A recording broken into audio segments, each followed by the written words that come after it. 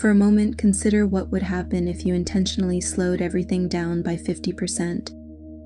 Walk a little slower, eat a little slower, speak slower, allow more space between receiving a question and offering an answer. Allow more space between an impulse and the action that follows it.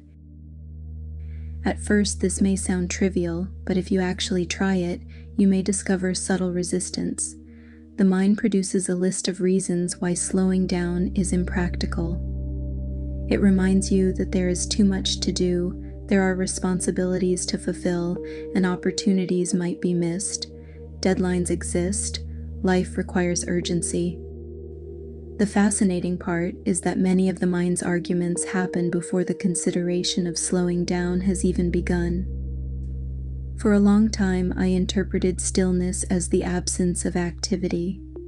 I imagined it meant withdrawing from life, becoming quiet, perhaps even stepping away from responsibilities. Over time, I started to see that stillness is not the absence of movement, it is what is present under movement.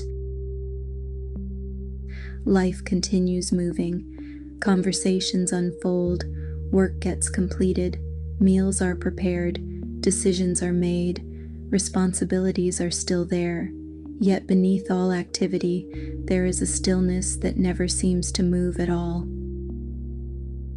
The challenge is that most of us move so quickly that we rarely notice it. Our attention is constantly occupied by the next task, the next thought, the next concern, and the next destination.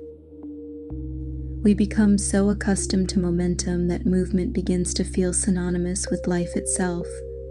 When we deliberately slow down, however, we begin to see things that were previously hidden.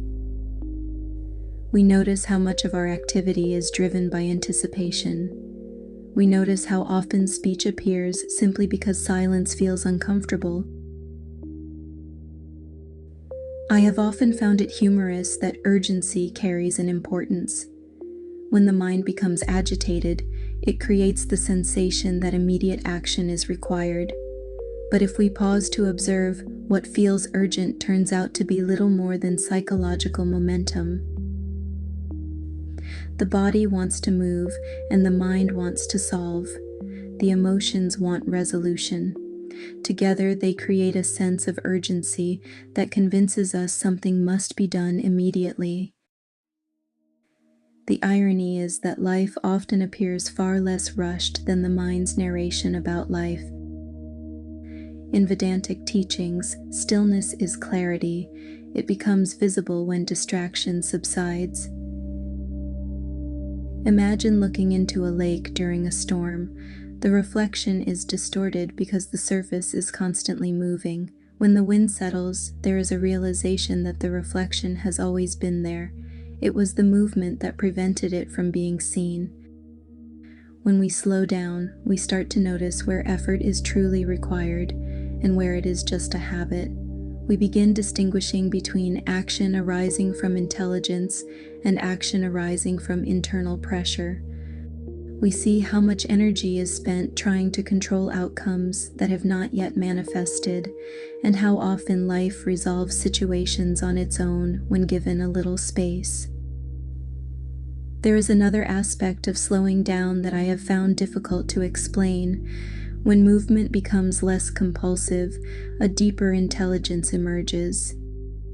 Decisions arrive already complete, and solutions appear without analysis. The next step becomes obvious without forcing it into existence, with answers that have been appearing there all along, but the noise of constant movement prevented them from being heard.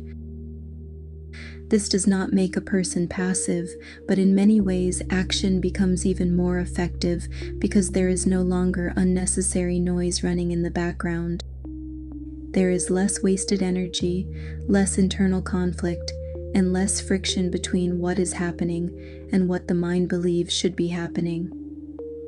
Actions become precise, responses become appropriate, and a quality of effortlessness appears through each action. I invite you to experiment with this yourself. Reduce your speed by half. Observe what happens without attempting to correct it. Watch the resistance. Watch the discomfort. Watch the mind explain why slowing down is impossible, then continue anyway. You may notice the nervous system settling and greater precision in your decisions. You may notice circumstances organizing themselves with less effort than before. And through that, perhaps, there will be a realization that under all striving, anticipation, and all urgency, there is something within you that has never been rushed. As the Bhagavad Gita reminds us, I am neither the doer nor the experiencer. I am of the nature of pure awareness and bliss. Slowing down is not really about changing the pace of life, but about discovering that life has always been happening within a stillness that was never moving in the first place. I thank you all for being with me through this transmission. If you like what I share, please like, share, and subscribe. In gratitude, peace, and love, I thank you for your support. Namaste.